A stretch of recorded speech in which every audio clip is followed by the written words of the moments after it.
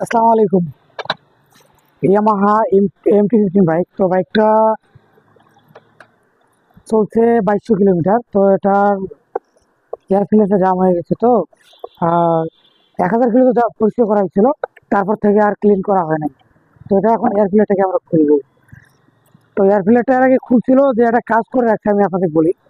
সেটা হলো, বাইক যেখানে যারাই খুলেন না এখনো ভাই, তো সেটা হচ্ছে যে নাটগুলো সিলেক্ট করবেন না।